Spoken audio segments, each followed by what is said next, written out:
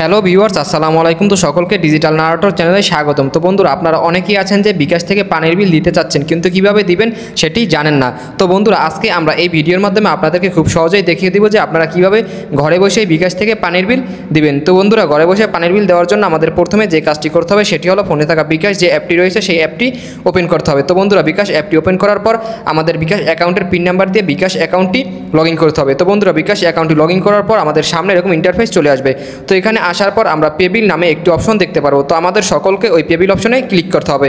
তো পেবিল অপশনে ক্লিক করার পর আমাদের সামনে আবার আরেকটি ইন্টারফেস চলে আসবে।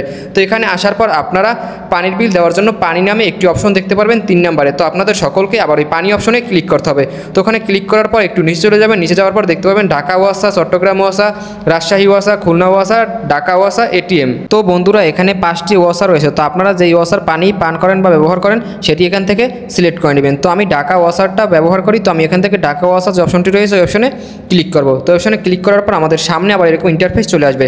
তো এখানে আসার পর আপনারা দেখতে পাচ্ছেন যে আমাদের প্রথমে যে কাজটি করতে হবে সেটি হলো আমরা যেই মাসের পানির বিল দেবো সেই মাস এখান থেকে সিলেক্ট করে নিব। তো আপনারা এখান থেকে মাস সিলেক্ট করে নেবেন। তো এখান থেকে মাস সিলেক্ট করে নেওয়ার পর নিচে দেখতে পারবেন বিল নাম্বার দিন একটি অপশন রয়েছে। তো ওখানে আপনাদের পানির কাগজের একটা বিল নাম্বার রয়েছে, সেই বিল নাম্বারটি এখানে সঠিকভাবে দিতে হবে, ভুল হলে চলবে না। তো এখানে বিল নাম্বারটা দিয়ে দেওয়ার পর নিচে দেখতে পাবেন অ্যারো একটি অপশন রয়েছে। তো আপনাদের সকলকে আবার অ্যারো অপশনে ক্লিক করতে হবে। তো অ্যারো অপশনে ক্লিক করার পর আমাদের সামনে আবার এরকম ইন্টারফেস চলে আসবে। তো বন্ধুরা, এই ইন্টারফেসে আসার পর আপনার বিল কত টাকা হয়েছে সেই টাকার পরিমাণটা এখানে দেখতে পারবেন, এবং এই বিল দেওয়ার জন্য অবশ্যই আপনার অ্যাকাউন্টে এই পরিমাণ টাকা থাকতে হবে।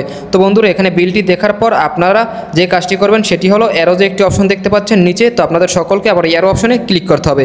তো অ্যারো অপশনে ক্লিক করার পর আমাদের সামনে আবার এরকম ইন্টারফেস চলে আসবে।